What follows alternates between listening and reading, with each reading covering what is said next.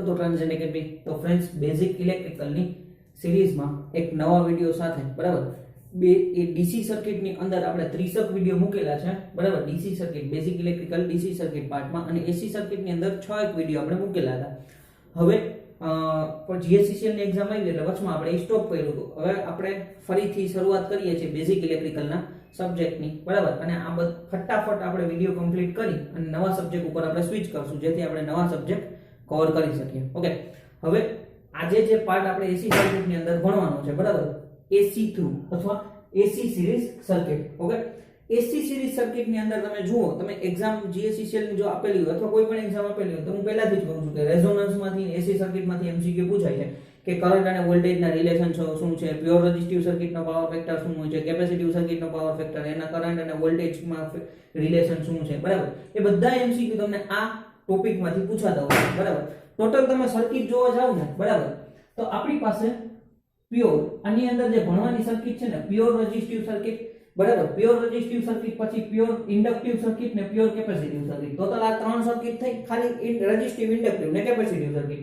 એના પછી તમે જોવા જાવ તો સિરીઝ આરએલ સર્કિટ। તો શું કર્યું, આર અને એલ ને સિરીઝમાં જોડી દીધા બરાબર, કારણ કે ચેપ્ટરનું નામ જ છે એસી સિરીઝ સર્કિટ બરાબર। સિરીઝ આરએલ સર્કિટ, પછી સિરીઝ આરસી સર્કિટ, રેઝિસ્ટર અને ઇન્ડક્ટર ને સિરીઝમાં કર્યા, રેઝિસ્ટર અને કેપેસિટર ને, અને એના પછી આ બેને ભેગા કર્યા અને ઇન્ડક્ટર અને કેપેસિટર જો બે એકબીજાના સિરીઝમાં જોડાયેલા હોય તો કેવી રીતના વર્ક થાય છે બરાબર। એના પછી આપણે જોઈએ તો કે સિરીઝ આરએલ આરસી એલસી, એના પછી આપણે સિરીઝ આરએલસી સર્કિટ બરાબર, આરએલસી સર્કિટ ક્લિયર।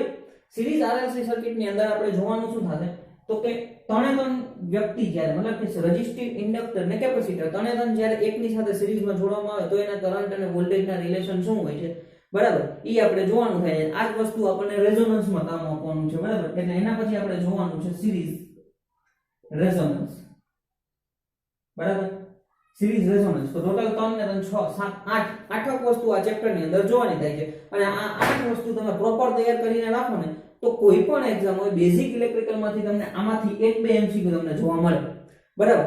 હવે એક વિડિયો તમે જોવા જશો ને, પ્યોર રેઝિસ્ટિવ સર્કિટની મેક્સિમમ 10 મિનિટનો વિડિયો થશે તો 10 થી 10 મિનિટના તમે વિડિયો જોઈ લે, 8-10 મિનિટની આસપાસના વિડિયો થાય બરાબર। તો વ્યવસ્થિત રીતે તમે જોઈ લો તો તમને એમાંથી એમસીક્યુ જોવા મળે। એ ઉપરાંત બેઝિક ઇલેક્ટ્રિકલના જે સૂત્રો છે બરાબર, જે 3 વિડિયો મેં બનાવેલા છે, એ વિડિયોની અંદર તમે જોશો ને બરાબર, બેઝિક ઇલેક્ટ્રિકલના 3 વિડિયો છે ટોટલ।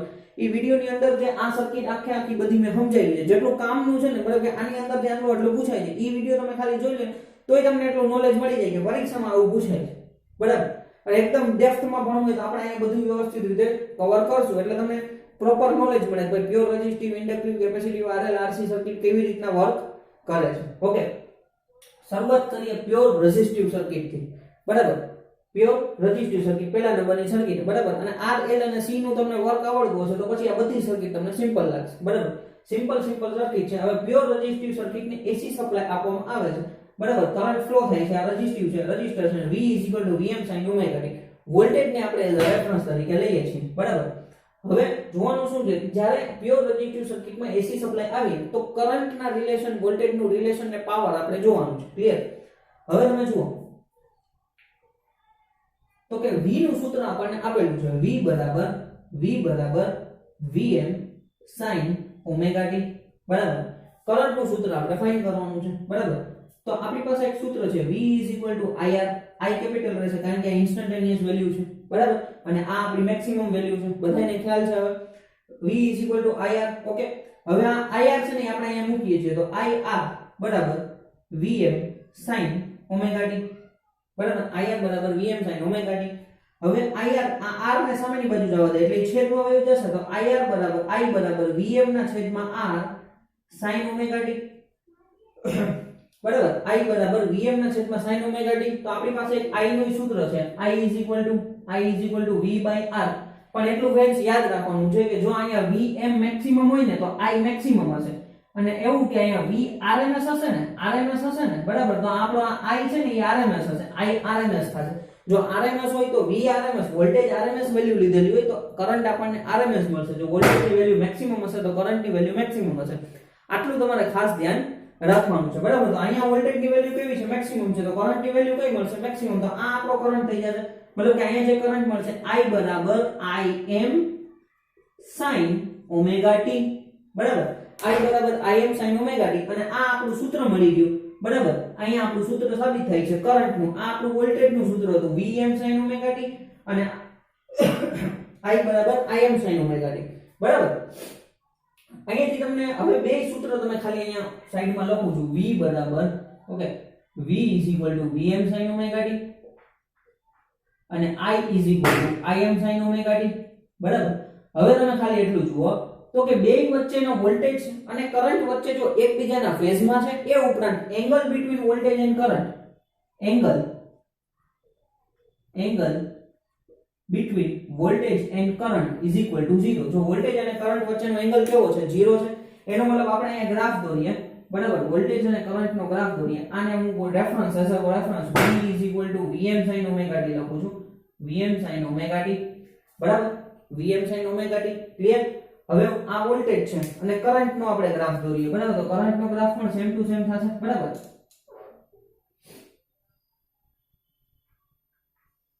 ઓકે થોડુંક અહીંયા દોરવામાં પ્રોબ્લેમ થઈ ગયો તો તમે થોડુંક સમજી લેજો બરાબર એનો મતલબ કે કરંટ અને વોલ્ટેજ એકબીજાના ફેઝમાં છે એટલે એંગલ બિટવીન કરંટ અને વોલ્ટેજ વચ્ચેનો એંગલ શૂન્ય છે એનો મતલબ જ્યારે વોલ્ટેજ મેક્સિમમ થશે ને ત્યારે જ કરંટ મેક્સિમમ થશે જ્યારે વોલ્ટેજ 0 હશે ત્યારે કરંટ એ 0 હશે બરાબર બંને એકબીજાના ફેઝમાં છે ઉદાહરણ તરીકે કહું તો કે વોલ્ટેજ અને કરંટ નામના બે ભાઈબંધ છે ને એક જ ગાડીમાં સવાર છે વોલ્ટેજ ગાડીને હલાવે છે કરંટ એની પાછળ બેઠો છે બંને સાથે જ જ્યાં જવાના છે ત્યાં સાથે જ જવાના છે બરાબર આવું એક મગજમાં રાખવાનું પણ ઈ ક્યાં પ્યોર રેઝિસ્ટિવ સર્કિટની અંદર પ્યોર રેઝિસ્ટિવ સર્કિટમાં વોલ્ટેજ અને કરંટ એકબીજાના ફેઝમાં હોય છે angle between voltage end current 0 બરાબર હવે અહીં વેક્ટર ડાયાગ્રામ જો દોરી હોય તો વેક્ટર ડાયાગ્રામ કઈ રીતના થશે તો કે આવી રીતના આ વોલ્ટેજ અને આ કરંટ આ એની વેક્ટર ડાયાગ્રામ થઈ ગઈ બરાબર હવે જો તમને એક્ઝામ ની અંદર ઘણી બધી એક્ઝામ ની અંદર આવો એક ગ્રાફ દોરેલો હોય ને એમાં કીધું કે આ કયા સર્કિટ નો ગ્રાફ છે બરાબર તો તમે અહીંથી જોઈને સીધું કહી શકો ભાઈ બે એકબીજાની સાથે એંગલ 0 છે બરાબર અને એકબીજાની સાથે મેક્સિમમ થાય છે એકબીજાની સાથે બે 0 થાય છે તો એનો મતલબ પ્યોર રેઝિસ્ટિવ સર્કિટ હશે બરાબર ત્યાર પછી આ તમને આવી રીતના વેક્ટર ડાયાગ્રામ આપેલું હોય તમને એમ કીધું કે આ કયા સર્કિટની વેક્ટર ડાયાગ્રામ છે તો પ્યોર રેઝિસ્ટિવ સર્કિટનો વેક્ટર ડાયાગ્રામ છે પ્યોર આર સર્કિટ બરાબર પ્યોર રેઝિસ્ટિવ સર્કિટ કારણ કે આવી જ રીતના રહેશે V અને I ક્લિયર બંને એકબીજાના ફેઝમાં છે એટલે angle between V and I is equal to 0 બરાબર આટલું તમારે ખાસ ધ્યાન રાખવાનું છે પ્યોર રેઝિસ્ટિવ સર્કિટની અંદર આ વિડિયોની છેલ્લે હું તમને અમુક 4-5 પોઈન્ટ દર્શાવીશ કે જેટલા ખાલી એટલા યાદ રાખવાનું તો એક્ઝામની અંદર તમારે એની નોટ્સ બનાવી રાખવું ને બરાબર તો એક્ઝામની અંદર એમાંથી MCQ પૂછાશે ક્લિયર હવે આપણે વાત કરીએ પાવરની તો પ્યોર રેઝિસ્ટિવ સર્કિટમાં પાવર કેવી રીતના હોય છે ઓકે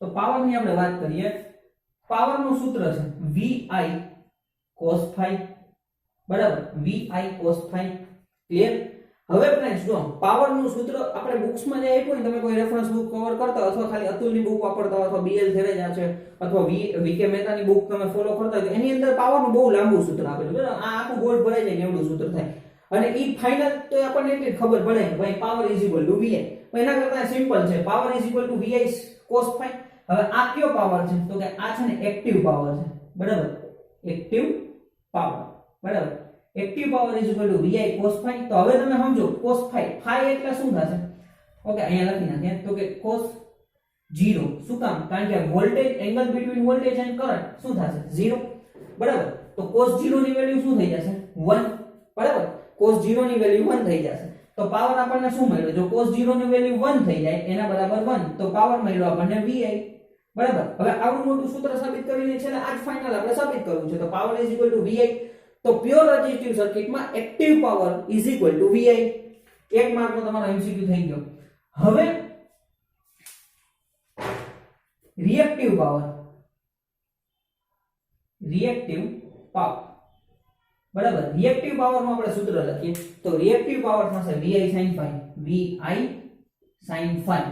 બરાબર VI sin phi હવે sin phi તો phi તો પાછો 0 જ રહેશે તો sin 0 ની વેલ્યુ phi ની વેલ્યુ શું છે phi 0 તો sin 0 ની વેલ્યુ શું થશે sin 0 ની વેલ્યુ હંમેશા 0 થશે તો પ્યોર રેઝિસ્ટિવ સર્કિટની અંદર રિએક્ટિવ પાવર ની વેલ્યુ શું થશે રિએક્ટિવ પાવર ની વેલ્યુ 0 થશે બરાબર આ તમારો બીજો મોસ્ટ ટાઈમ એમસીક્યુ થઈ ગયો. પ્યોર રેઝિસ્ટિવ ની સર્કિટ ની અંદર રિએક્ટિવ પાવર 0 થશે, એક્ટિવ પાવર VI થશે.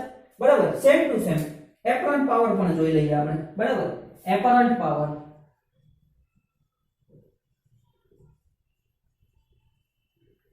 તો એની તો સૂત્ર જ છે VI. હા, પણ આનો આપણે એકમ શું થશે? Power is equal to VI watt. આનો તો આપણે 0 છે, પણ આનો એકમ રિએક્ટિવ પાવર નો શું થશે? VAR. બરાબર. જો k માં લઈ કોઈ તો આ કિલોવોટ થઈ જાય, આ kVAR થઈ જાય, અને આનો એપરન્ટ પાવર નો શું થશે? એકમ. બરાબર. એપરન્ટ પાવર નો એકમ થશે VA. બરાબર. kVA ને VA ને બરાબર એ રીતના આપણે લખતા હોઈએ. એટલે આનો એકમ થશે VA, આનો એકમ VAR, અને એક્ટિવ પાવર નો એકમ વોટ. એક ઘણીવાર એક્ઝામ માં એકમ પણ પૂછી લેતા હોય છે. એક્ટિવ પાવર નો એકમ VR, એપરન્ટ પાવર નો એકમ VA. બરાબર. તો એપરન્ટ પાવર તો શું થશે? સિમ્પલ છે VI. ક્લિયર? તો આ ત્રણ પાવર ના રિલેશન આપણે અહીંયા જોઈ લીધા. બરાબર. Power, active power, reactive power અને એપરન્ટ પાવર. તમને MCQ પૂછી લે પ્યોર રેઝિસ્ટિવ સર્કિટ માં એપરન્ટ પાવર, રિએક્ટિવ પાવર ની વેલ્યુ તો કે 0, એક્ટિવ પાવર ની વેલ્યુ તો કે VI. બરાબર. એપરન્ટ પાવર ની વેલ્યુ તો કે VI. બરાબર. તો એનો મતલબ એવો થયો અહીંથી તમને એક રિલેશન મળ્યો કે પ્યોર રેઝિસ્ટિવ સર્કિટમાં active power is equal two apparent power. જો ફ્રેન્ડ્સ એક પોઈન્ટ લખાવું છે, બધા કામના છે. બરાબર. કારણ કે MCQ માં પરીક્ષામાં જોશો એટલે તમને ખ્યાલ આવશે, અથવા જૂના પેપર જોતા જજો એટલે તમને ખ્યાલ આવશે. બરાબર. Active power is equal two apparent power. Clear? તો આ રીતના ત્રણ પાવરના રિલેશન તમારે જોવાના છે. બરાબર. સ્ક્રીનશોટ લેવો હોય તો તમે સ્ક્રીનશોટ લઈ લો. બરાબર. વ્યવસ્થિત રીતે. ઓકે. એક ફટાફટ આપણે એક નાનકડું રિવિઝન લઈ લઈએ, પછી આપણે આગળ નેક્સ્ટ જોઈએ. બરાબર. હવે તમે જુઓ તો કે પ્યોર રેઝિસ્ટિવ સર્કિટ છે. બરાબર. આ આપણે પ્યોર રેઝિસ્ટિવ સર્કિટ છે. AC સપ્લાય આપી છે. V Vm sin ωt current flow થાય છે. તો V Vm sin ωt આપણું V નું સૂત્ર છે V IR. તો એ IR નું અહીંયા V ની જગ્યાએ મૂકું છું. તો IR Vm sin ωt. બરાબર. હવે આ છે એના છેદમાં જશે. I Vm ના છેદમાં R sin ωt. હવે I Im sin ωt. બરાબર. એટલે Vm by R એટલે કરંટ આપણને મળશે મેક્સિમમ કરંટ. એટલે I Im sin ωt. સૂત્ર મળી ગયું. હવે આ સૂત્ર જોતા મને શું ખ્યાલ આવે છે? તો કે angle between voltage end current is 0. એનો મતલબ કે હવે તમને એમ પૂછે કે પ્યોર રેઝિસ્ટિવ સર્કિટનો પાવર ફેક્ટર, તો cos phi = 1. એનો મતલબ પ્યોર રેઝિસ્ટિવ સર્કિટનો પાવર ફેક્ટર યુનિટી થશે. આ પણ એક મોસ્ટ MCQ છે. બરાબર. એટલે angle between voltage end current 0, તો પાવર ફેક્ટર યુનિટી થઈ ગયો. બરાબર. હવે આપણે શું કરવાનું છે? તો કે અહીંયા જુઓ આ ગ્રાફ છે. બરાબર. આ એની વેક્ટર ડાયાગ્રામ છે. ઓકે. એટલે આ બે એના શું કહેવાય કે ભાઈ બે વેવફોર્મ દોરેલા છે, કરંટ અને વોલ્ટેજ ના. લાલ અક્ષરથી છે એ કરંટ ના છે અને બ્લેક થી વોલ્ટેજ ના છે. ક્લિયર? તો બંને એકબીજાના ફેઝમાં છે. એનો મતલબ બે એકબીજા સાથે મેક્સિમમ થશે, એકબીજા સાથે 0 થશે. Active power = VI cos phi. cos 0 ની વેલ્યુ 1 છે. Power = VI watt. Reactive power VI sin phi. sin 0 ની વેલ્યુ 0 થશે એટલે રિએક્ટિવ પાવર 0 થશે. એપરન્ટ પાવર એટલે VI. તો એક્ટિવ પાવર બરાબર એપરન્ટ પાવર = બરાબર એક્ટિવ પાવર બરાબર એપરન્ટ પાવર પ્યોર રેઝિસ્ટિવ સર્કિટમાં. ઓકે. તો આ એક રેઝિસ્ટિવ સર્કિટનું મેં આખું તમને સમજાવ્યું. આટલું નોલેજ તમને હોવું જોઈએ. બરાબર. હવે આપણે તમને 6-7 પોઈન્ટ એવા મોસ્ટ એમપી લખાવી દઉં કે જે આટલું તમને આવડતું હોય તો એક્ઝામમાં તમારે એટલું જોઈને વયું જવાનું. ઓકે. ઓકે ફ્રેન્ડ્સ, તો હવે આપણે પ્યોર રેઝિસ્ટિવ સર્કિટ આગળ આપણે જોયું. બરાબર. હવે આ 7 પોઈન્ટ છે. બરાબર. એક્ઝામ ની અંદર તમારે ખાલી આ 7 પોઈન્ટ વાંચીને છેલ્લા ટાઈમમાં વયા જવાનું, તો આમાંથી તમને MCQ જોવા મળી જાય. આવી જ રીતના 7 point inductive circuit, capacitive circuit, total 21 point થાય. બરાબર. એવી રીતના વ્યવસ્થિત રીતે આવા તમારે એક MCQ છે. 1 પોઈન્ટ એટલે 1 MCQ. પ્યોર રેઝિસ્ટિવ સર્કિટ આપણે અહીંયા દોરેલી છે. બરાબર. પ્યોર રેઝિસ્ટિવ સર્કિટમાં voltage end current in phase, voltage અને કરંટ એકબીજાના ફેઝમાં છે. એ આપણે ગ્રાફમાં જોયું. બરાબર. આવી રીતના આ વોલ્ટેજનો ગ્રાફ. બરાબર. અને એવી જ રીતના આપણે કરંટનો ગ્રાફ દોરીએ. બરાબર. તો આવી રીતના કરંટ બંને એકબીજા સાથે મેક્સિમમમાં થાય છે. આ વોલ્ટેજનો અને આ વેક્ટર ડાયાગ્રામ છે. આ કરંટ અને વોલ્ટેજ કોઈ પણ આગળ રાખી શકે એવું કઈ ફરજિયાત હોતું નથી. બરાબર. વોલ્ટેજ અને કરંટ એકબીજાના ફેઝમાં હોય છે. I = V by R એ આપણને બધાને ખ્યાલ જ છે. બરાબર. Angle between voltage end current, જો બંને એકબીજાના ફેઝમાં હોય તો એંગલ શું મળશે આપણને? 0. બરાબર. Angle between voltage end current is 0. Clear? Power factor શું થશે? પાવર ફેક્ટર તો કે cos phi એટલે cos 0 ની વેલ્યુ હંમેશા યુનિટી હોય છે. તો પ્યોર રેઝિસ્ટિવ સર્કિટમાં પાવર ફેક્ટર યુનિટી રહેશે. એક્ટિવ પાવર કેટલું થશે? તો કે એક્ટિવ પાવર એટલે VI. બરાબર. અથવા I2R અથવા V2/R. ઈ ત્રણે સૂત્ર આપણે ઉપયોગ કરી શકીએ. બરાબર. પ્યોર રેઝિસ્ટિવ સર્કિટમાં એક્ટિવ પાવર VI. અથવા I2R અથવા V2/R. ઘણી વખત MCQ ફેરફાર કરવા માટે તમને આવો MCQ આપી દે ને આપણે ગૂંચવાઈ જાય એટલે અહીંયા ત્રણે ત્રણ સૂત્ર લખ્યા છે કે આ ત્રણે ત્રણ સૂત્રનો આપણે એક્ટિવ પાવરનો ઉપયોગ કરી શકીએ. રિએક્ટિવ પાવર તો કે 0 છે બરાબર. પ્યોર રેઝિસ્ટિવ સર્કિટમાં રિએક્ટિવ પાવર 0 છે અને apparent power is equal to VI. તો એનો મતલબ કે પ્યોર રેઝિસ્ટિવ સર્કિટમાં apparent power is equal two active power. Clear? તો આ 7 પોઈન્ટ તમારે ખાલી યાદ રાખવાના છે અને આ 7 પોઈન્ટ એટલે તમારા 7 MCQ આના અંદરથી તમને પરીક્ષામાં જોવા મળે. ઓકે, તો આ વિડિયોને અહીંયા એન્ડ કરીએ છીએ બરાબર. નેક્સ્ટ વિડિયોમાં મળીએ પ્યોર ઇન્ડક્ટિવ સર્કિટમાં. Thank you friends.